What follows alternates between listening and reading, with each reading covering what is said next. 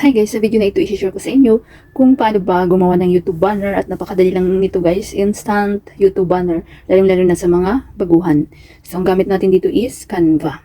So ang Canva, napakagandang apps guys, free lang siya at pwede siya sa Android, pwede siya sa iPhone. Ang gamit ko always is Android. So pag hindi nyo pa na-install ang Canva sa inyong mga mobile, punta lang kayo sa Play Store sa mga Android user at i-download nyo, i-install nyo lang. So pag na-install nyo na, i-open na natin. Wait lang guys. So, once na na-open natin ang Canva guys, punta tayo dito sa home. Yan, ito yung itsura ng Canva pag na-open natin. So, napaka-helpful ng Canva apps. Pwede ka rin dito gumawa ng mga YouTube banner, YouTube thumbnail, intro, outro. So, check nyo sa aking tutorial playlist guys. So, dito sa search box, i-search nyo lang ang YouTube banner. So, na-search ko na kanina. So, i-click nyo lang yan. At yan, napakaraming mapagpipilian dito guys.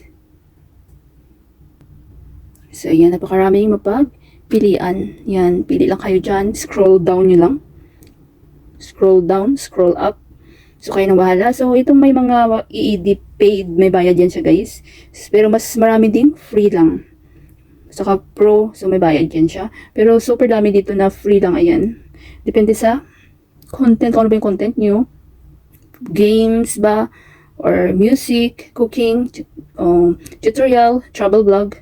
So, depende sa inyo guys. So, dito ako lagi gumagawa ng aking YouTube banner. Dahil napakaganda niya.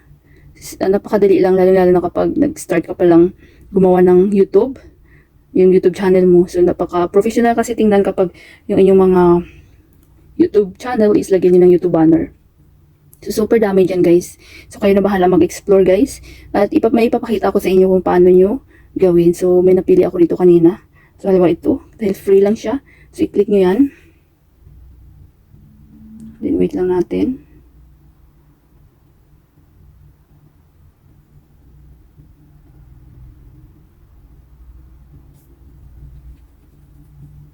So, ayan. Richard Manuel.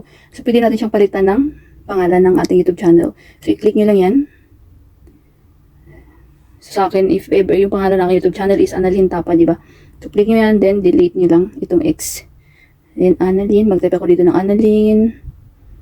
Tap. Double. Annalyn. Then, Tapa.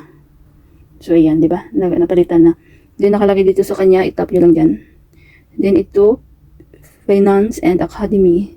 So, sa akin, yung aking content is about tutorial. So, i-edit natin. Halimbawa, video tutorial. Yan.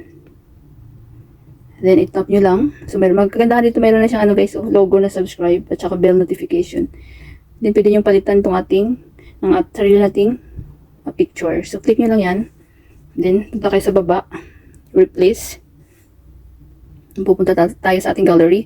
So, dapat may naka-ready na kayong picture nyo na gusto nyo ilagay sa inyong banner. Punta tayo dito sa download. Sa download kasi nakalagay yung aking photos. So, ito guys, ayan. Then, yan. So, automatic na siya naglagay dyan. So, diba? Yan, napakadali lang guys. Instant YouTube banner. So, sa susunod na video ko, i-share ko sa inyo guys kung paano maglagay ng YouTube banner. So, nakikita nyo ito sa taas. Paano ba i-save? Wait lang guys.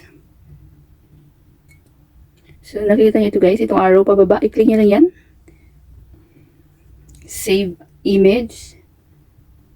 Ayan, preparing your design. So, automatic na yan na masisave sa inyong mga gallery.